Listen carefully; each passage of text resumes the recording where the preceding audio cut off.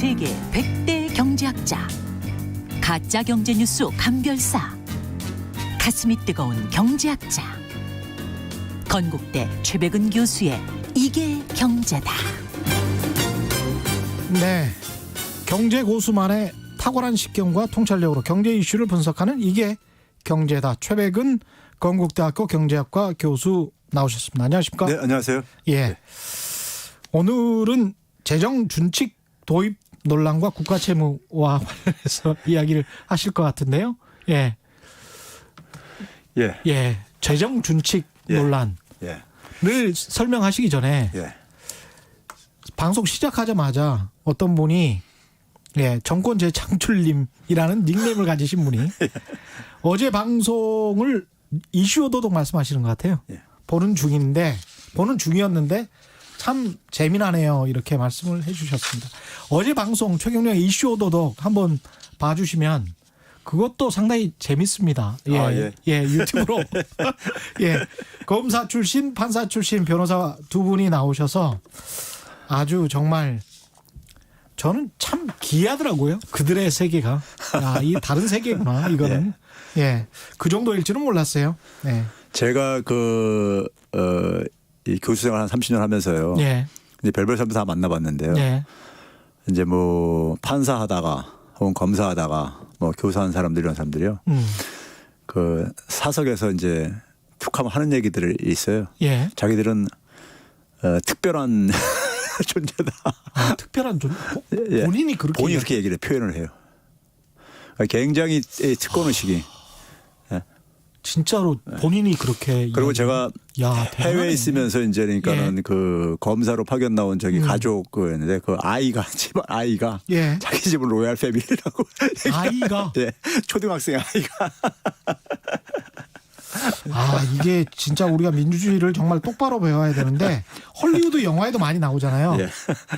당신은 특별한 존재다. 예. 누구나 특별한 존재다. 예. 인간은 누구나 특별한 그렇죠. 존재다. 이게 예. 헐리우드 영화에서도 계속 이거를 뭐 세뇌시키듯 주입하지 않습니까? 근데 이분들은 나만 특별한 존재다. 예. 뭐 이렇게 그렇죠. 되는 건가요? 예.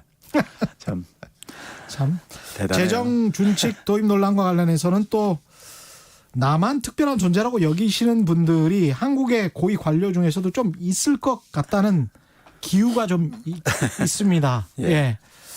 기획재정부 이야기인데 기획재정부가 지난 7일 장기 재정 전망 결과를 토대로 해서 재정 준칙을 이번 달 안에 내놓을 것이다. 이렇게 말했는데 재정 준칙 이게 일단 용어 자체가 낯섭니다. 예. 예. 재정이라는 말은 우리가 이제 국가 살림살이를 얘기하는 것이고요. 예. 쉽게 얘기해서 준칙이라는 것은 이제 규칙이죠. 룰. 그렇죠. 그러니까 재정을 그러니까 행정부가 자의적으로 운영하지 말고 예. 어떤 규칙에 의해서 제한시키자는 거죠. 예. 근데 이제 사실 이 재정준칙 개념 자체가요. 사실은 그 굉장히 보수주의 경제학의 산물이에요. 아. 보수주의 경제학은 기본적으로 재정의 역할을 굉장히 부정적으로 봅니다. 예. 예를 들면 시장이 거의 충분히 완벽하게 작동을 한다. 그렇죠. 예, 이렇게 믿고 있기 때문에 정부는 쓸데없이 경제에 개입하지 말아라. 통화 정책만 하는 거죠. 그렇죠. 그래서. 예.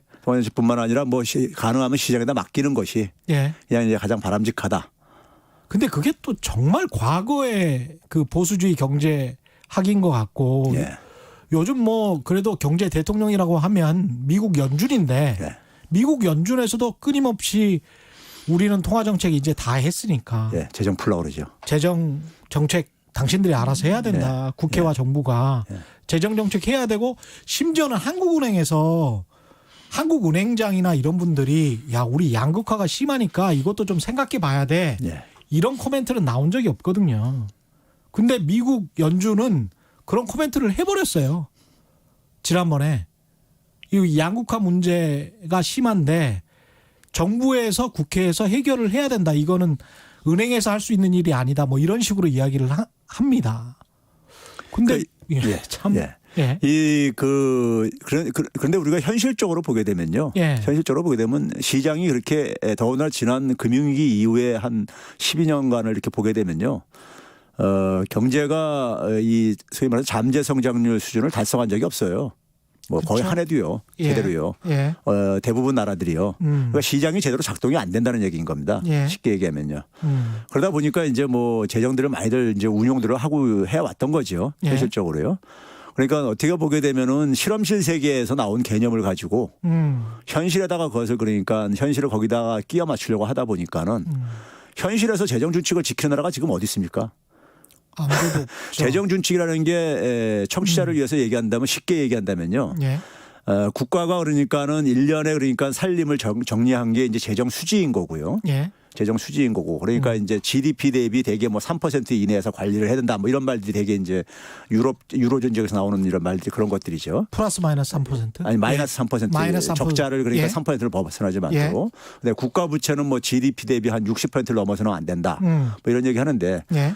뭐 이거 지키는 나라가 거의 없거든요. 현실적으로요. 지킬 수가 없고요. 그렇죠. 예. 예. 근데 그게 이제 현실인데 여전히 실험실 세계에서 나온 개념을 가지고 여전히 이제 그러니까 이것을 묶으려고 하다 보니까는 경제 운용을 자체를 굉장히 이제 어렵게 할 수밖에 없죠. 이 자체 개념 자체가요. 그럼 만약에 재정 준칙을 도입하면은 이렇게 어려워졌을 때 코로나19 같은 지금 바이러스 같은 경우도 이게 마지막이 아닐 수 있다. 그렇죠. 또 올 수 있다. 이런 네. 이야기를 하잖아요. 코로나 같은 게 또 발생할 수 있다라고 하는데 이런 게 왔을 때 경제가 어려워지고 국민들이 피폐해졌었을 때 재정을 우리는 재정 준칙의 뭐 50%가 마지노선이니까 그 이상은 국가 부채를 어떻게 할 수가 없다. 이런 게 재정 준칙인 거죠. 그렇죠. 예를 들면 이제 지난 6월 달에 이제 그러니까는 뭐 발의했는지 그건 확인을 안 해봤는데 예. 이번에 이제 그러니까 정기국회 때 또 이제 발의한다는 얘기를 들었는데요. 예. 야당의 추경호 의원하고 한 15명 국회의원들이 예. 이걸 이제 그러니까는 그 발의를 해요. 예. 재정 준칙 도입에 대해서요. 예. 근데 거기 보게 되면 이제 GDP 대비 45% 이내에서 이제 이거를 이제 그러니까 관리하도록 재정을 45%? 예. 그런데 이미 이제 지금 3차 추경, 이번에 4차 추경까지 해가지고요. 예. 44% 도달을 예상을 하고 있거든요. 예. 그리고 내년 같은 경우, 내년 예산안이 지금 일부 나왔잖아요. 예. 나왔는데 그게 벌써 이제 46.7%예요. 이미. 예. 그래서 45% 이미 넘어선 저거예요. 그럼 줄여야 되네요. 오히려. 그렇죠. 그 규칙대로 한다면은. 예. 그러니까 이제 상당히 이제 비현실적인 거고. 그러니까 이제 결국은 이제 정부가 재정을 쓰지 말라는 주문이나 마찬가지인데 예. 얘기한다면 재정의 기능이라 대해서 이제 그러니까 우리가 이 재정 준칙을 하는 사람들이 되게 이용하는 하나의 이 담론은 뭐냐면요. 국가 부채에 대한 우리가 부정적인 이미지. 그렇죠. 이걸 가지고 이제 그러니까 국가 부채가 증가를 하게 되면은 국민들이 볼 때는 뭔가 어쨌든 간에 이게 안 좋게 돌아가는 거고 경제가. 그렇죠. 그리고 이제 극단적으로는 우리가 이제 IMF 외환 이게 악몽도 있고 예. 뭐 이런 거를 연상시키다 보니까 부채라는 것이 더군다나 우리나라 한국의 문화 속에서는 굉장히 부정적인 경향이 굉장히 강하거든요. 예. 부채에 대한 이 이미지가요. 예? 그러다 보니까 이제 그걸 이용을 해가지고 이제 그러니까 국가의 소위 역할을 발목을 사실 묶는 건데요. 재정의 역할에는요 우리가 여러 가지가 있습니다. 중요한 역할이.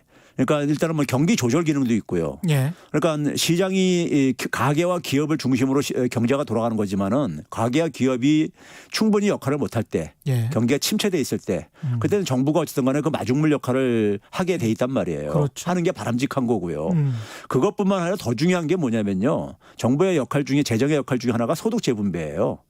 소득 재분배요. 예. 그러니까 정부가 이제 그러니까 조세라든가 아니면 소득을 이전한다든가 해가지고 민간 부분에 예. 소득 재분배를 이제 우리가 추진한단 말이에요. 자본주의 사회 속에서 소득이 굉장히 불평등할 수밖에 없으니까는요. 예. 그렇죠. 그런데 우리나라가 보게 되면은 이 소득 재분배 기능이 정부의 소득 재분배 기능이 OECD 국가 중에서 32개 국가를 대상으로 추정해 보면요. 밑에서 네 번째예요. 밑에서 네 번째라는 건? 공동 3위예요. 예. 그러니까 칠레, 멕시코, 터키 이런 나라들하고 거의 우리나라가 비슷한데, 예. 그러니까 우리나라는 이 소득 재분배를 정부가 하는 게 한 10%뿐이 안 돼요. 재분배 기여를요. 근데 예. OECD 평균이 26%입니다. 아, 그러니까 국가가 세금을 걷어서 그걸 다시 나눠주는 게 재정 정책의 하나의 효과 중에 하나인데. 그렇죠. 예를 들어서 이제 고소득자한테 세금을 많이 걷는다든가 저소득자 적게 걷으면 이것도 재분배 기능하는 거잖아요. 그렇죠. 그다음에 정부의 수입 중에서 이제 그러니까 지원을 해주잖아요. 저소득층들한테요. 예, 소득 지원을 해주잖아요. 예. 그런 것도 소득 재분배 이제 역할을 하는 거죠. 그런 것들의 효과가 우리나라는 한 10%도 안 된다 이거예요. 개선시키는데. 예. 그런데 이제 선진국들은 OECD 평균이 26%고요. OECD 평균이 좀 26%. 높은 나라들은 되게 보게 되면 35%만 이렇게 넘고 그래요. 우리가 10%대인데. 예, 10%뿐이 안 되고요. 그러면 우리보다 두세 배를 더 쓴다는 그렇죠. 이야기네요. 예. 더 많이 그러니까 소득 재분배에 기여를 하고 있다는 얘기죠. 그러다 보니까 우리나라는 정부가 그러다 보니까 자연히 뭐냐면 정부 부채가 굉장히 작고요. 우리가 OECD에서 사실상 정부의 국가 부채 비중이 제일 낮은 나라라고요. 예? 반면에 이제 가계 부채는 굉장히 높죠. 가계 부채는 굉장히 높고요. 근데 우리가 이제 신문들에서 계속 그런 이야기 하잖아요. 조금만 이제 특히 가난한 사람들에게 돈을 쓰려고 한다거나 예. 대기업 R&D 지원한다고 하면 예. 그런 이야기 안 하는데 그렇죠. 가난한 사람들이나 뭐 중소상인들 이런 사람들에게 돈을 지원한다고 하면 그러면 이게 포퓰리즘이다라는 이야기 하나 하고요. 그다음에 우리는 어떻게든 허리띠를 졸라매야 한다. 그래 아까 그게 이제 부채와 관련돼 있는 어떤 이미지인 것 같습니다. 그래서 우리는 허리띠를 졸라매고 이렇게 항상 이렇게 어렵게 살아야 된다. 예. 그래야 안 망한다. 그렇게 이제 겁을 주지 않습니까? 그렇죠. 근데 그 겁을 주는 거에 또 사람들이 또 그렇게도 생각을 한단 말이죠.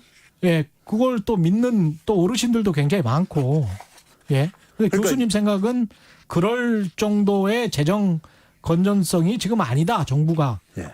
충분히 돈을 쓰면서도 안 망하면서도 그러면서도 나라 경제를 이끌어 갈 수 있다. 그런 우리가 생각이시군요. 흔히 이제 객관적으로 얘기할 때 이제 OECD 우리가 해양 국가다 보니까 거기 많이 비교를 하잖아요. 예. 비교를 하는데 OECD에서 우리가 사실상 1위예요. 에스토니아 다음으로요. 에스토니아 나라는 뭐 우리가 인구가 한 130만 명뿐이 안 되는 나라니까는 예. 사실 우리랑 비교할 수 있는 국가가 아니고 그렇죠. 우리나라 뭐 이 뭐 한 두세 개국 합친 거 정도뿐이 안 되니까요. 인구가 한 서너 개 정도요. 예? 그렇죠. 130만 그렇죠. 명이면 예. 134만 명 정도 되니까요. 생각해 보니까 OECD 그 선진국들은 그렇게 돈을 많이 쓴다면 예. 그 나라들이 포퓰리즘이네요. 그렇죠. 그 나라들은 예. 포퓰리즘이고 우리는 포퓰리즘이 훨씬 덜한 거네요. 그 아까 그 지표로만 놓고 본다면. 그렇죠. 그러니까 이제 그렇게 얘기할 때 흔히 이제 반박하는 논리가 뭐냐면은 예. OECD 국가들의 그 우리보다 높은 나라들은 다 기축통화 국가들이다. 이런 그런 논리를 많이 이야기 쓰죠. 하죠. 이런 논리를 많이 쓰죠. 예. 그러니까 그래서 유럽 국가들은 기본적으로 유로화라는 공동통화를 많이들 사용을 하고 있고 그렇죠. 예. 그다음에 뭐 미국, 일본도 이제 뭐 국가 부채가 일본은 뭐 240% 정도 되고 GDP 대비 예. 미국만 하더라도 벌써 이제 한 112%를 많이 넘어서고 막 그러니까는 예. 그러니까 그들하고 우리는 비교 대상이 아니다 하면서 항상 하는 얘기가 뭐냐면 그들은 기축통화 국가이다 이런 얘기를 해요. 그렇죠. 그러면서 이제 우리는 뭐냐면 경제 규모가 작을 뿐만 아니라 대개방도가 굉장히 높은 나라이기 때문에 예. 외국인 자본들이 그러니까 나갔다 들어왔다 하면서 그걸 굉장히 우리 신경을 써야 된다. 그렇죠. 그러니까 외국인 투자자들한테 굉장히 신뢰를 줘야 된다. 대외 신인도를 높여야 되기 때문에 그렇죠. 항상 캐시를 가지고 있어야 된다. 네, 그래서 이제 재정이 건전해야 된다. 뭐 이런 식의 논리로 되게 하잖아요. 예. 그런데 우리처럼 이제 그러니까 대개방도가 높으면서 기축통화국가가 아닌 나라가 아시아에 싱가포르라는 나라가 있어요. 그렇죠. 네? 싱가포르가 GDP 대비 국가 부채가 130%예요. 아, 그렇게 높습니까? 예. 근데도 국가 신용 등급이 미국보다 더 높아요. 그 왜 그러냐 하면요. 예. 왜 그러냐 하면은 외국인들이 그러니까는 투자를 그러니까 이 철회할 때는 철회하게 되면 되게 어떤 효과가 나타나냐면은 달러를 비롯해서 외화들이 유출되는 거잖아요. 그렇죠. 뭐 한국 돈이 유출되는 게 아니라 그렇죠. 외화가 유출되는데 예. 싱가포르는 외환 보유액이 충분한 거예요. 예, 그걸 이제 그러니까 다 철수한다 하더라도 예. 그걸 다 그러니까 보상해 줄 만큼은 하고도 남는다 이거예요. 빚이 GDP 대비 130%가 있지만 예. 본인들이 가지고 있는 외환 보유고가 충분하기 때문에 예. 그 나가려면 나가라. 우리는 그냥 니들 달러 다시 돌려줄 수 있다. 예. 이런 상황이라는 거죠. 그래서 그러다 보니까 예. 신용 등급이 국가 신용 등급이 AAA예요. A 3개예요. 오. 예? 우리가 A 2개고요. 그러니까요. 예. 그런데 이제 우리나라도 보게 되면은 우리가 흔히 이제 이 그 국민들 겁박할 때 쓰는 게 외환위기 악몽인데 우리가 그렇죠. 한 예. 23년 전에 겪었으니까요. 우리나라도 외환위기 때 보게 되면은 GDP 대비 한 10%도 안 됐었어요. 국가 부채가 10%도 안 됐었어요. 10%밖에 예. 안 됐습니까? 예. 예. 근데도 외환이 부채- 터졌어요. 근데 이제 단기적으로 현금 외화가 없어서 그랬던 거잖아요. 그렇죠. 이제 근데 외환인데 예. 우리가 이제 국가 채무에는 예. 국가 채무에는 상당 부분이 뭐냐면 원화 부채가 있는 거예요. 원화 부채. 예. 국가 부채라고 해가지고 이게 외화 부채가 아니라 이거예요. 그렇죠. 그렇죠. 예. 국가가 그러니까 그래서 뭐 국채를 발행했을 때 뭐 원화로 발행할 수도 있는 거고. 그렇죠. 예, 그렇죠. 예. 그런 점에서 이제 그러니까는 이 국가 부채하고 소위 말해서 외환위기라는 것의 이 본질은 뭐냐면 이제 은행위기거든요. 대개 은행? 이제 국가들 간의 자본이 이동할 때 은행이 은행들한테 빌려주고 되게 이런 식으로 이루어지기 때문에 우리나라도 외환위기 때 보면은 이제 은행에 빌려준 돈들 혹은 뭐냐면 이제 그 이 종합금융회사라든가 종금사 같은 경우들 예, 예. 많이 파산했었잖아요 당시에요. 이런 데다 빌려준 것들 금융회사들한테 빌려준 것들이 회수를 하면서 예. 더 이상 이제 연장을 안 해주면서 단기에 이제 회수를 하면서 그래서 그랬습니다. 그걸 막을 예. 달러가 없다 보니까 이제 그러니까 국가 부도가 났던 거예요. 이자만 주고 계속 생활을 하다가 예. 그죠? 그 달러 이자만 주고 생활을 하다가 망할 것 같아. 그래서 이제 뱅크런 비슷한 게 일어난 거죠. 그렇죠. 그래서 외국인 투자자들이 야 그러면 내가 줬던 원금 다시 줘. 그렇죠. 라고 회수한 하니까 거죠. 회수하는데 그거를 돌려줄 달러가 없었던 거죠 국내에. 그렇죠. 그걸 한국은행에서 찍어낼 수 없는 돈이니까요. 그렇습니다. 예. 예, 그래서 이제 터진 게 외환위기였었다고요. 지금은 상황이 다릅니까? 지금은 그러니까 우리가 뭐냐면 단기 대외 채무가요. 예. 한 1,200~300억 달러 정도 돼요. 단기 대외 채무가 예, 한 한 1,200~300억 1,200~300억. 달러. 그냥 그거는 언제든지 주라면 줘야 될 그렇죠. 되게 달러. 단기라는 게 1년 예. 이내에 이제 1년 그러니까 우리가 이내. 저거거든요. 예. 1년을 기준으로 하는데 예. 근데 우리가 단기 대외 채권이요. 4천억 달러 돼요. 4,300억 달러 돼요. 단기 대외 채권이 예, 우리도 해소할 수 있는 게. 예. 그리고 거기다 우리 외환부액이 한 4,100억 불 정도 되고요. 그렇죠. 그럼 그게 왜 가능한 거냐면요. 경상수지 흑자액이 그렇죠. 우리는 1년에 한 600억에서 700억 한 30억 달러씩 이렇게 되고 있다고요. 지금요. 지난 3년 동안을 보게 되면요. 1년에 한 70조 원씩을 버는 겁니다. 매년. 그렇죠. 달러로. 예. 예. 그 이상 뭐 벌고 있는 건데. 예. 근데 외환위기 터졌을 때는요. 김영삼 정부에서 당시에 잘못된 정책을 쓰는 운용한 결과로 경상수지 적자가 굉장히 심해졌었어요. 94년, 5년, 6년, 7년 예. 계속 아주 폭발적으로 증가해 갔어요. 예. 한 3년 동안 예. 계속 마이너스였거든요. 그것도 막 예. 2배, 3배로 계속 증가해 갔었습니다. 예. 그러니까 외환부액이 이제 그러니까 고갈돼 가지고 거의 바닥에 있는 상태 속에서 외화가 이제 그러니까 회수를 하다 보니까 그걸 막을 달러가 없었던 거죠. 그러니까 집에 돈도 없는데 회사에서 월급은 안 들어오는 그런 상황. 그렇죠. 계속 마이너스 인생이 한 3년 동안 지속되는 상황이니까 이제 외국인 투자자들이 저거 잡아 먹어야 되겠다. 이런 상황이 도래한 거고 지금은 집에 돈도 많고 달러도 많고 계속 올해도 지금 코로나19 상황인데도 한 500억 달러 정도 경상수지 흑자를 할 것 같습니다. 예. 그러면 이제 1,200원 계산해 보면 한 60조 원 되는 거죠. 올해도 그 정도를 할 것 같으니까. 그것도 또 달러로 들어오는 거니까. 그렇죠. 근데 우리가 이제 우리나라뿐만이 아니라 소위 말하는 선진 국가들이요. 예. 그럼 우리가 이제 뭐 유로존 얘기할 때 유럽 국가들이 흔히 이제 유로화를 사는 기초통화 국가라 해가지고 예. 이제 그런 식으로 얘기를 하는데 유로존 국가들도 유로존 위기를 당했던 국가들을 보게 되면요. 그렇죠. 이게 그러니까는 그 재정 적자하고 관계가 없었던 거예요. 국가 채무하고요. 다 이 공통점이 뭐냐면 우리가 흔히 피그스 국가라고 우리가 많이들 했었죠. 그렇죠. 포르투갈, 예. 이탈리아, 아일랜드, 예. 아일랜드, 그리스 뭐 예. 이렇게 해가지고요. 예. 했던 나라들인데 이 나라들의 공통점이 뭐냐면 경상수지 적자 국가들이었었어요. 경상수지 적자 국가예요. 예. 그러면 예를 들어서 우리가 예를 들어서 뭐 이탈리아 같은 경우 보게 되면요.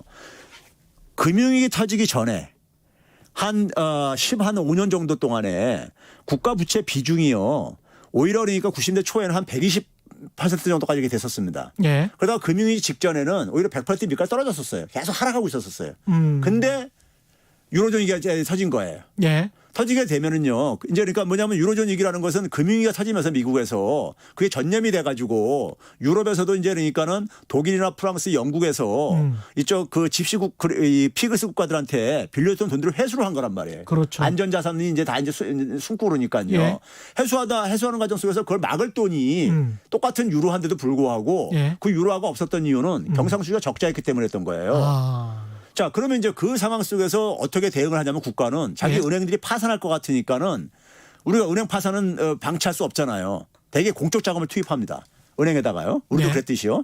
그러면 은행에다 투입하다 보면 투입할 돈이 국가가 어디서 마련합니까? 국채 발행해서 해야 되죠. 그렇죠. 또 빚을 그러니까 내야지. 국가 부채가 급증을 한 거예요. 아. 근데 그 결과를 가지고 재정 위기라고 이렇게 걸어가지고 이제 호도를 하는 거예요. 그러니까 재정 위기는 은행 위기나 외환 위기의 결과물이지 예. 이게 원인이 아니라 이거예요.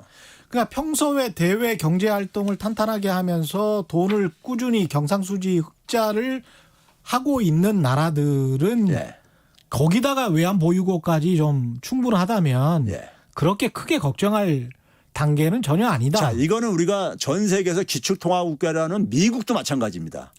미국의 금융위기가 이제 2007년, 8년에 이렇게 일어나잖아요. 그랬죠. 그런데 미국도 마찬가지로 보게 되면요. 90대 후반까지만, 90대 후반에서 2000대 초까지만 하더라도요. 예. 경상수지 적자가 GDP 대비 한 2% 되었었어요. 아이고. 예. 근데 그러다가 이게 뭐냐면 쫙 계속 증가를 해요. 예. 증가를 해서 2006년도가 되게 되면 마이너스 6%가 넘어서요. 경상수지 적자가요. 예. 그러다 뻥 터진 거예요. 그렇죠. 터진 거예요. 그리고 나서 뭐냐면 그 당시까지만 하더라도 금융위기 이전까지만 하더라도 미국도 국가 부채가 예. 한 60%대 초로 안정적으로 지난 수십 년간 쭉 이렇게 유지됐었어요. 80년부터요. 그렇게 봐도 되겠네요. 예, 해다가 그거 이제 그러니까 은행이 금융위기 수습하려다 보니까는 정부가 돈을 엄청 풀었잖아요. 그렇죠. 예? 연준도 풀었지만은 예. 그러다 보니까 국가 부채가 100% 넘어서가 쭉 올라간 거예요. 그렇죠. 그러니까 이게 똑같은 패턴이 모든 은행위기나 외환위기를 겪었던 나라에서 발견되는 거지. 예. 기축통화국이라고 해서 예외가 아니라 이거예요. 그러니까 미국이라도 60%의 GDP 대비 국가 부채가 있었을 때 예. 그때는 금융위기가 터졌는데 예. 지금 코로나19 때 100%가 지금 넘게 생겼는데도 예. 안 터지잖아요. 안 터지는 거는 예. 경상수지가 그러면 이제 흑자는 아닙니다. 아직까지도. 그래 경상수지가 많이 줄어들었죠. 적자는요. 적자액이 많이 줄어들었습니다. 예. 이 트럼프 대통령이 막 남의 나라에 팔도 비틀고 뭐 이래가지고 예. 많이 줄어들었어요. 그렇죠. 예, 그래서 이제 그런 것들 때문에 이 나라는 그래도 버틸 수 있는 현금이 있구나. 그 미국의 그 전문가들 경제학자들이요. 금융위기의 원인을 예. 대내적으로 가장 중요한 걸 소득 불평등, 예. 대외적인 요인으로 글로벌 불균형을 얘기를 해요. 예. 그 글로벌 불균형이라는 것이 바로 뭐냐면 경상수지 대규모 적자 미국, 그다음에 뭐냐면 경상수지 대규모 흑자를 보는 중국, 뭐 일본, 한국, 독일, 뭐 그다음에 오일 달러, 오일 수출 국가들 이런 나라들이 경상수지 흑자 국가들. 예. 그래서 그 2008년도에 금융이 터지고 난 다음에 부시가 G20이라는 걸 만들었잖아요. G20 정상회담을. 예. 예. 그 13개 국가들이 되게 뭐냐면요. 미국에 대해서 흑자를 보는 나라들이에요. 야, 그래서 흑자를 그걸 조정하려고 이걸 만든 거예요. 그래서 미국 재무부가 인위적으로 뭐 GDP 대비 4% 그렇죠. 흑자 내면 안 돼. 예. 그게 이제 3% 내면 안 돼. 2%까지 떨어지잖아요, 나중에. 그렇죠. 그게 이제 그러니까는 뭡니까 우리 5차 G20 정상회담 서울에서 열렸을 때 예. 가이트너가 와가지고 예. 경상수지 목표제라는 것을 관철시키려고 했었어요. 그렇죠. 그러니까 GDP 대비 4%가 넘어서면은 예. 스스로 이제 그러니까 통제하라는 이것을. 그렇죠. 근데 이게 관철이 안 됐죠. 안 되니까 돌아가가지고 한 게 뭐냐면은 무역법을 개정을 하죠.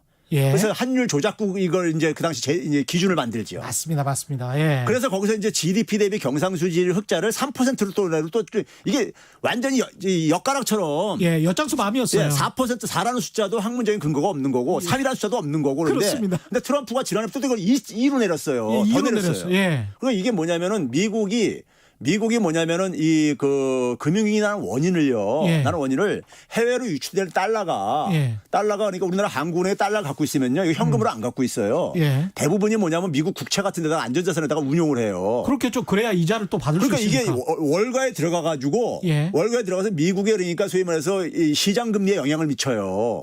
대외 유출되는 것들이. 그렇죠. 그래서 이게 미국의 통화 정책을 작동하는데 방해가 되더라 이거예요. 미국의 경상수지 규모 적자 규모가 커지게 되면은 예. 미국의 통화 정책이 그러니까 이게 자율성이 굉장히 훼손되더라 이거예요. 그러네요. 경제적인 주권이 훼손된다 이거예요. 예. 그래서 금융위기가 터졌다 이거예요. 만약에 그런 장애물이 없었으면은 연준이 예. 금리를 올려가지고 시장 금리가 따라서 올라가가지고 결국 부동산 시장 과열도 진정시킬 수 있었을 텐데 예. 이게 근데 시장 금리가 안 올라가지더라 이거예요. 연준 금리를 올려도. 그러네. 그게 왜 그러냐면 한국이나 일본이나 중국이나 이런 달러들이 들어와가지고 채권을 막 미국 채권을 매입하다 보니까 그렇죠. 채권 가격이 그러니까 올라가니까 채권 그렇죠. 수익률 떨어지게 되니까 시장 금리가 안 올라가지는 거예요. 그러네요. 그러니까 사람들이 그러니까 계속해서 부동산 투기 계속 더 이 금리가 안 올라가지니까 미국 입장에서도 좀 답답하겠습니다. 그런 거는. 그렇죠. 예. 그래서 이제 미국 입장 속에서 그러다 보니까 이제 경상수지 적자를 줄여야 되겠다고 그 이후에 모든 대외 정책의 초점을 거기다 맞춘 거예요. 아. 예? 예. 소위 말해서 부시든 오바마든 저 트럼프든 간에 단지 방식이 좀 갖춰서 거칠어지는 것 뿐이죠. 아니 방식이 자본주의적 방식이어야 되는데 자본주의 대국 미국이 예. 아니 2,000조 정도 우리나라가 GDP라면 그중에서 2%만 흑자를 내. 아니 기업하시는 분들이나 장사하시는 분들은 아시겠지만 100억 매출인데 그중에서 2억만 당신은 흑자를 해. 2억만 먹어. 2억 이상 먹으면 내가 환율 조작국으로 지정해가지고 당신을 어떻게 할 거야. 이게 무슨 자본주의입니까? 경쟁력을 높여가지고 상품이나 서비스를 개발해서 본인들이 잘 팔아서 본인들이 또 경상수지 흑자 내면 되는 거 아니에요? 그래서 그 환율 조작국을 매년 4월달, 10월달에 발표했었잖아요. 예. 몇 년 동안에요. 근데 그때 할 때 제가 이제 거기 보게 되면 세 가지 기준을 얘기를 해요. 예. 환율 조작국이 되려면은 첫 번째가 미국에 대해서 무역 흑자가 200억 달러 이상이 되는 나라. 예. 그다음에 경상수지 흑자가 3% 이상인 나라. 예. 그다음에 세 번째가 뭐냐면 외환시장의 이 일방적인 방향으로 외환시장 개입을 GDP 대비 2% 이상 규모로 개입하는 나라 예. 하거든요. 예. 근데 거기 세 가지 조건이 한 나라도 충족된 나라가 없었었어요. 맞습니다. 그동안에 예. 두 개 정도는 되고 두 개가 되면 이제 관찰 국가로 되는데 그렇죠. 제가 수업 시간에 학생들한테 그래서 무슨 얘기까지 하냐면 반동단 진담으로 GDP 대비 3%라는데 3이라는 숫자에 학문적인 근거를 좀 찾아오면 내가 A 플러스 줄게. 어차피 답이 없는 거니까는. 그렇죠. 답을 만들려면 맞출 수는 있어요. 예. 현실 이제 미국의 사정에다가 이제 끼워 맞춰가지고. 그렇죠. 근데 이게 이론적으로는 없는 거예요. 근거가. 그렇습니다. 이론적으로 있을 수가 없죠. 이거는 정말 뭐 폭군인 거잖아요. 그렇죠. 예. 그러니까 이 국제 관계에서 국가 간의 관계 속에서 어떻게 보면 규칙에 의해서 서로가 동의할 수 있는 규칙을 가지고 운영을 해야 되는데 예. 자기 입맛에 맞게끔 처음엔 4% 얘기했다가 3% 얘기했다가 트럼프가 작년부터는 2%로 내리고 그러니까 이게 무슨 규칙. 그렇죠. 근데 경쟁력이 있는 나라들은 돈을 많이 벌고 싶어도 돈을 많이 벌지 못하는 그런 상황이네요. 이런 식으로 간다면. 그래서 그 한국에서 2010년도에 5차 G20 정상회담이 열렸을 때요. 예. 그때 이제 그러니까 이 환율 문제를 위안화 문제를 다룰 수 없다고 하는 게 지배적인 여론이었는데 가이트너가 와가지고 압박을 해가지고 당시에 이제 이명박 정부에서 이걸 이제 아젠다로 올리죠. 그래서 이제 그 올리기 전까지만 해도 이건 예. 이제 비사인데 윤중현 장관이 그 당시에 기재부 장관이었었어요. 예, 예. 윤중현 장관이 G20 정상회담의 실무 어쨌든 책임자 아니에요. 예. 기재부 장관이니까요. 예. 회원국가 돌아다니면서 파리에서 기자회견하면서 환율은 이 아젠다가 될 수 없다. 특정 국가의 이 통화 가치는 그렇죠. 그러니까 위안화 이게 이제 그러니까 될 수가 없다. 예. 이제 이렇게 했는데 제가 그때 뭐냐면 굉장히 호기롭게 이제 발언을 하길래 근데 가이트는 뭐냐면 한국에 오기 전에 회의 참석하러 오기 전에 뭐라냐면 위안화 문제 다룰 거다. 환율 문제 다룰 거다. 이렇게 얘기를 해요. 예. 근데 와가지고 딱 오니까 그게 의제로 그냥 된 해버려. 거예요. 그래서 미국 이제 맘대로. 당시에 그래서 예. 해외에서 뭐냐면은 한국이 글로벌 호구가 됐다고. 근데 이제 그게 관철이 안 되는 게 같은 우방 국가인 일본, 독일조차도 반대예요. 그렇죠. 그러니까 일본, 독일은 무역 흑자를 많이 보는 나라가 경상 흑자 많이 보는 나라인데 그렇죠. 미국한테 많이 수출을 많이 하는 나라인데 예. 그거 돈 벌지 말라 그러니까 그걸 누가 동의하겠어요. 그러니까 우리가 자동차 같은 경우도 보면 언제부턴가 미국 자동차를 덜 믿게 되는 경향성이 생겼잖아요. 그렇죠. 그거는 이제 제품과 서비스의 문제라고 보는데 그걸 자꾸 어떤 정치적인 힘으로 억눌러서 본인들 상품을 더 팔려고 한다면 그건 국제 자본주의라고 받아들이기가 힘들죠. 아니 자유무역을 외친 사람들이 예. 미국과 영국이 앞장서서 외쳐가지고 만든 거잖아요. 그렇죠. 자유무역의 질서를요. 예. 자유무역이라는 것이 그러니까 근데 미국의 산업 경쟁력이 약화돼 가지고 미국 상품이 안 팔리는 거를 그렇죠. 억지로 팔게 떠넘겨서 수입하라고 그러고 앉아 있고. 그렇죠. 그다음에 이제 외국의 상품 수입하는 건 그러니까는 뭐 저기 저 수출 덜 하라고 예. 하고 앉아 있는 이런 거잖아요. 이게 무슨 그렇죠. 이게 무슨 자본주의고 이게 무슨 시장 경제예요. 근데 이제 이런 상황에 놓여 있어서 미국이 뭐 모든 것을 뭐 이 주물럭주물럭 하는 그런 세상이어서 예.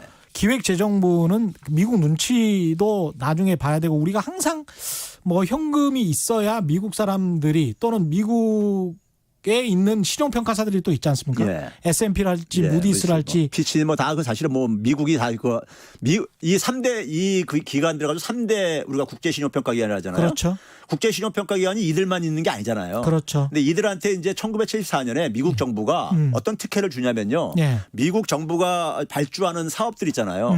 조달품이라든가 이런 것들을 예. 하려면은 이제 그러니까 되게 거기에 참여하는 기업체들은 소위 재무 이런 것들도 평가를 받고 그러잖아요. 예. 우리가 이제 정부의 어떤 사업의 발주를 이제 그러니까는 그 참여하는 사람 민간 회사들은 거기에 대해서 이 회사가 그러니까 중간에 이 사업을 잘 진행할 수 있는지 끝까지 예. 이런 걸 재무 이런 것들도 다 이제 평가를 받고 그렇습니다. 근데 그거를 뭐냐면은 이 3대 신용평가 기관들한테만 받아오는 것만 인정을 해준 거예요. 그렇습니다. 이거 엄청난 특혜죠. 예. 그래가지고 이 세 개 기관이 그래서 갑자기 이제 노다지 방석에 앉게 된 거예요. 엄청난 그러니까 이 소위 뭐 저승사자가 된 거죠. 그렇다고 이 3대 신용평가기관이 엄청나게 도덕적이고 그건 완벽하게 아니죠. 공정한가?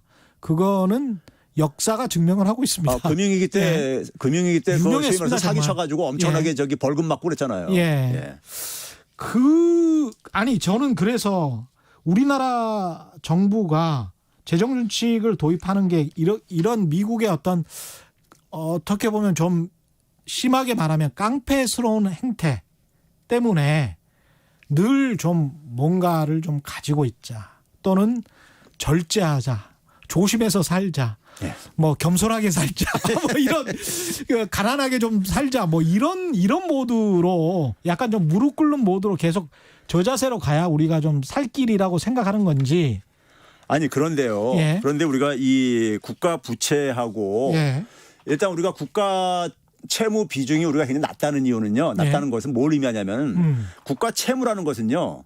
일종의 뭐냐면 이게 저량 개념입니다. 전문적인 용어로는요. 그렇죠. 그다음에 쌓여 있는 개념 수다. 예, 그러니까 예를 들어서 뭐냐면 1년 동안에 정부가 살림을 하게 되면은 예. 흑자가 날 수 있고 적자가 날 수가 있고 그렇죠? 가계 수지 생각하면 돼요. 가계부를 생각하면 됩니다. 예. 가계부가 그러니까 뭐 흑자일 수도 적자일 수도 있고 뭐 그렇잖아요. 수익과 지출을 정리한 게 가계부란 말이에요. 예. 정부도 그러니까 수익과 지출을 정리한 게 재정 수지입니다. 예. 이거는 이제 그러니까 1년 동안에 나타나는 거기 때문에 그걸 유랑 개념이라고 그래요. 예. 근데 그게 이제 매년 쌓이다 보면은 쌓인 게 그게 이제 국가 채무인 거예요. 예. 그게 쌓이고 해가지고 예. 그럼 재정을 얼마나 그러니까 건전하게 운영했냐에 따라서 국가 채무는 결정이 되어져요. 그러니까 실제로 보게 되면요, 우리나라 지난 20년 동안에 예. 20년 동안에 그러니까 그 보게 되면은 재정 수지가 적자했던 해가 예. 딱 두 해 있었어요. 지난해 2019년하고 그다음에 2009년도 글로벌 금융위기 이후 이때 예. 항상 재정 흑자였었어요. 재정 흑자라는 것도 바람직한 건 아니에요. 딱히 재정은 뭐. 균형이 돼야 되는 게 사실은 예. 이론적으로 가장 바람직한 건데 그렇습니다. 흑자라는 얘기는 정부가 돈 걷어가지고 예. 덜 썼다는 얘기거든. 맞습니다. 민간한테 걷어가지고요. 예.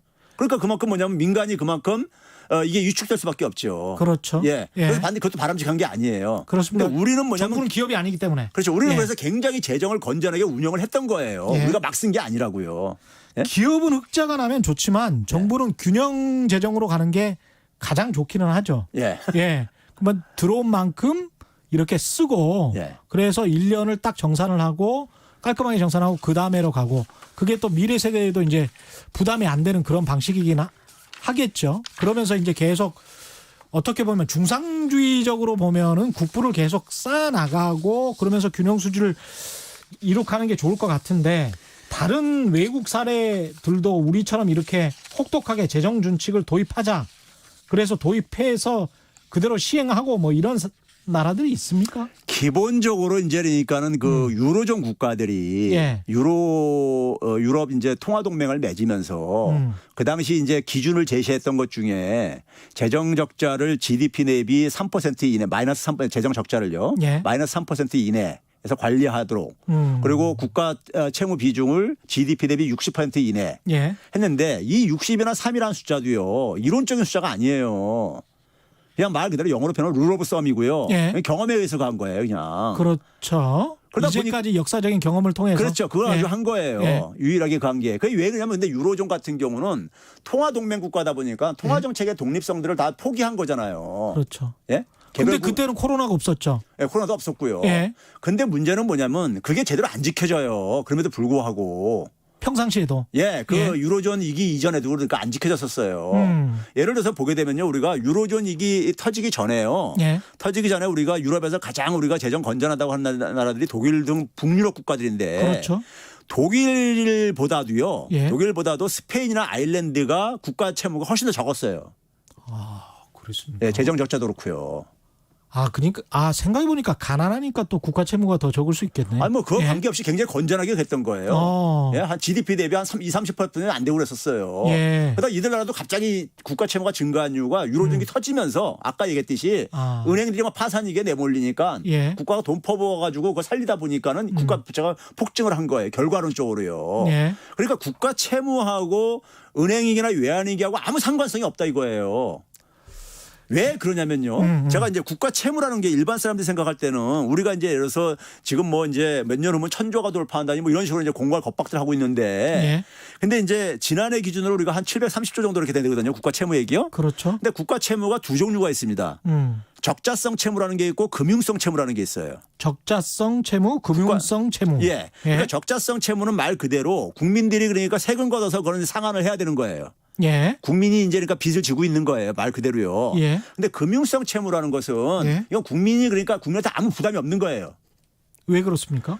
금융성 채무의 대표적인 게 뭐냐면 예. 최근에 외평채 발행한 거 소식 들으셨죠? 그럼 외평제 예. 발행했죠. 막 유로화를 발행했는데 그거 마이너스였고. 예, 마이너스인데 마이너스 거기에 그러니까 한 미국채하고 유로채 발행 한 14억 5천만 달러 발행했단 말이에요. 그랬습니다. 그러면 그 14억 5천만 달러를 이제 차입해 온 거잖아요. 채권을 그렇죠. 발행해서요. 예. 그렇죠? 예평채라는 채권을 발행해서 차입해 온 거란 말이에요. 그렇습니다. 그러면 14억 5천만 달러가 우리나라 정부로 돈이 이제 귀속이 된 거예요. 그렇습니다. 그리고 우리는 뭐냐면 5년 내지 10년 후에 14억 5천만 달러 갚으면 되는 거예요. 그렇습니다. 그러면 14억 5천만 달러 들어온 돈 가지고 갚는 거예요.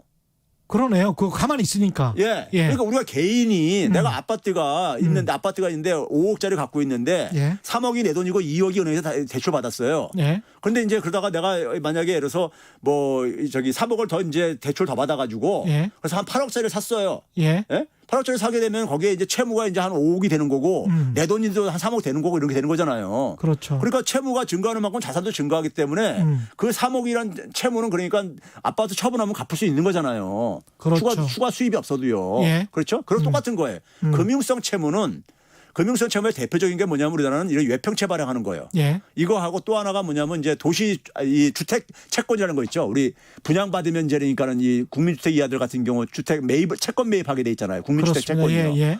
이게 이 채권을 발행해서 주로 이제 무주택자라든가 이런 사람들 주택 지원하기 위해서 정부가 예. 하는 건데 이것도 마찬가지로 돈을 빌려준 거란 말이에요. 저리로. 그렇죠. 나중에 상환 받는 돈이에요.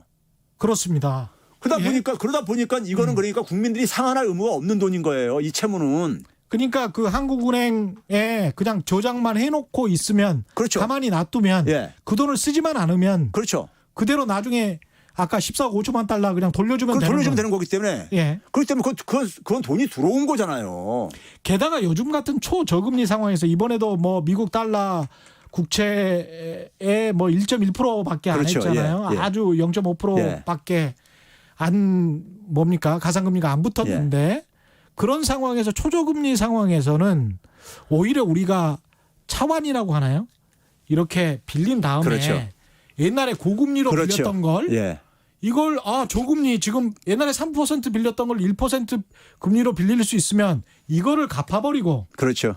1%로 바꿔놓으면 우리 정부 입장에서는 훨씬 더 유리한 거 아닙니까? 유리하죠. 근데 뭐 이제 그 빌릴 때 이제 중도 상한 이제 이제 조건들이 그렇죠. 이제 뭐 예. 관련될 수 있는데 근데 하여간 그 최근에 이제 유로화가 이제 마이너스 금리로 이제 발행을 했잖아요. 쉽게 얘기하면 이런 겁니다. 7억 유로를 우리가 이제 상환할 조건으로 채권을 발행했는데 예. 7억 200만 유로가 들어온 거예요, 우리한테요. 7억 200만 유로가 예. 예? 예. 그다음에 5년 후에 뭐냐면 우리는 7억 유로를 갚으면 되는 7억 거예요. 유로만 갚으면 되고 그러니까 200만 유로가 남는 거예요, 우리한테요. 그게 마이너스 금리라는 그게 거예요. 마이너스 금리죠.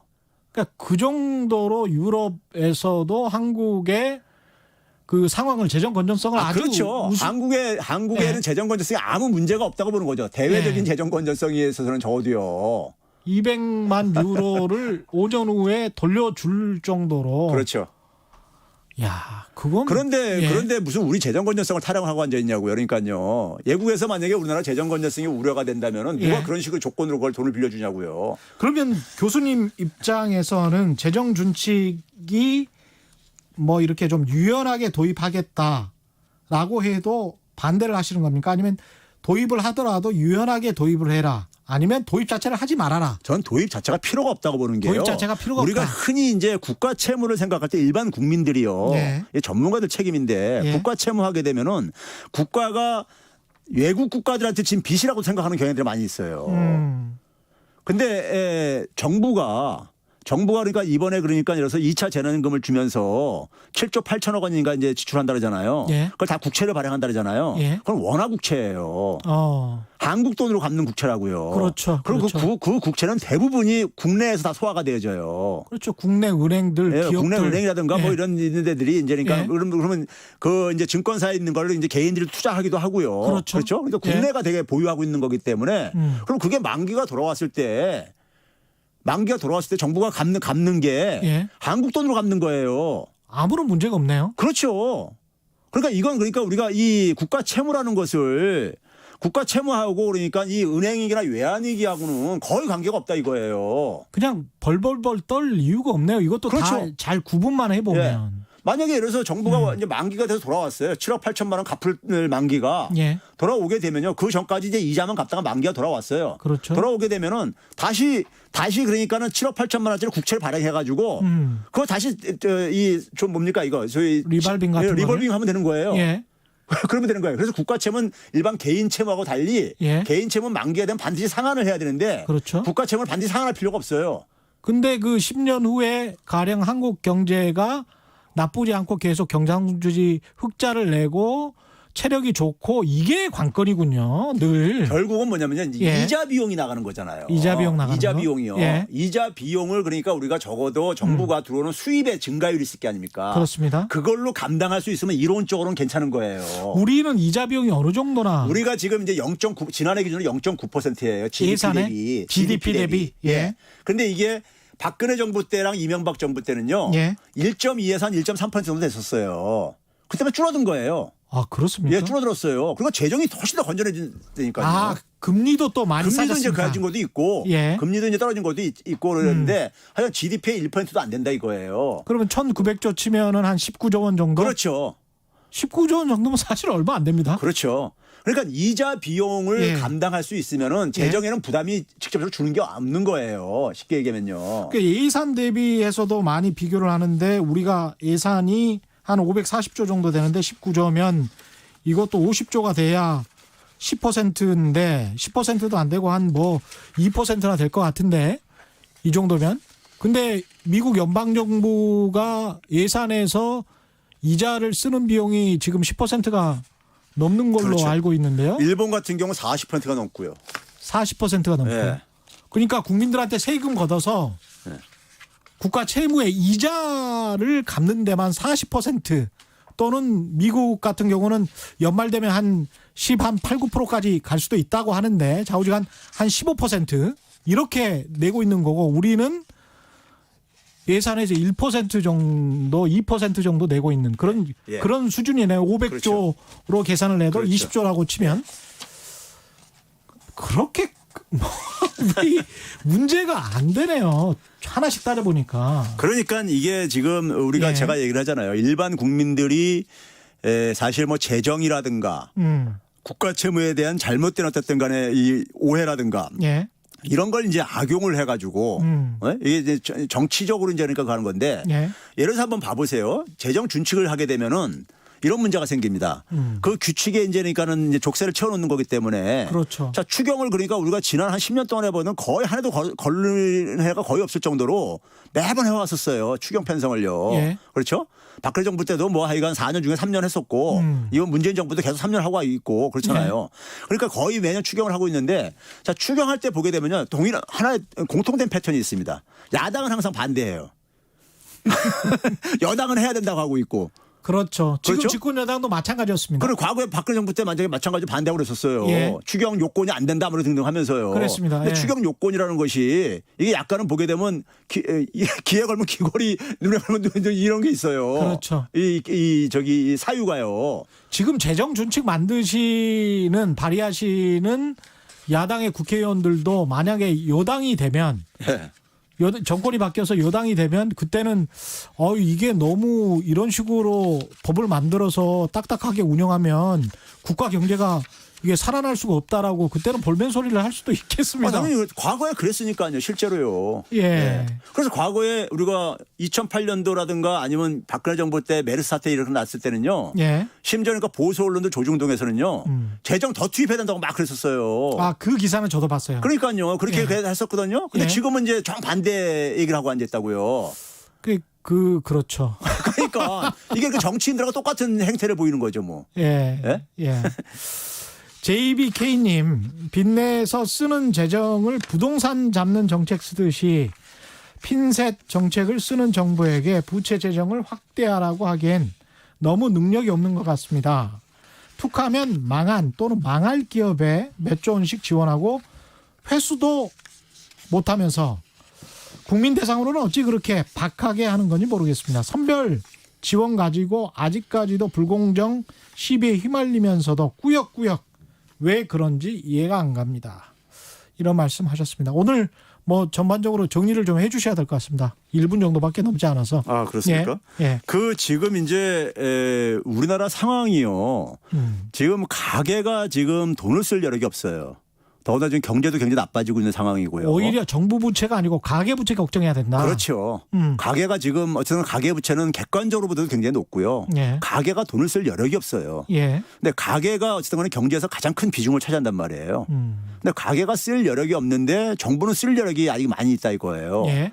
그러면 이 상황 속에서 결국은 가계가 우리가 부실화되게 돼버리면요. 경제가 회복하는데 장기 시간이 걸립니다. 예. 미국이 그래서 이렇게 된 거예요. 가계를 방치했다가요. 예. 그러면 결국은 이제 그러니까는 재정을 우리가 잘 활용을 해가지고 가계를 그러니까는 가계가 쓰러지지 않게 예. 막아주는 게 굉장히 중요해요. 그렇죠. 근데 우리가 한번 생각해 보세요. 그 공적 자금 투입을 우리가 예. 있었었잖아요. 외환위기 이후에요. 대기업에게. 예. 그때 투입된 돈이 한 169조 정도 됩니다. 엄청나군요. 예, 169조 정도 되는데 당시에 169조면 정말. 예. 근데 아직도 52조 원이 해소가 안 됐어요. 그러면 일종의 뭐냐면 은행으로 얘기하면 연체율 같은 건데 그렇죠. 이게 어느 정도 되는 거냐면 한 30%가 넘는 거예요. 그러네요. 그런데 우리가 예를 들어서 우리 가게들 같은 경우 보게 되면은 취약계층들이 이제 대부업체 이런 데 많이 이용하잖아요. 그렇습니다. 그렇죠? 이 대부업체 이용하는 돈 정도가요. 예. 돈 정도는 보게 되면 한 3, 4조 뿐이 안 돼요. 다 합쳐봐도 불법 대부업체가 다 빼도요. 그런 말씀. 예. 네. 여기까지 해야 되겠습니다. 지금까지 최경영의 경제쇼였습니다. 고맙습니다.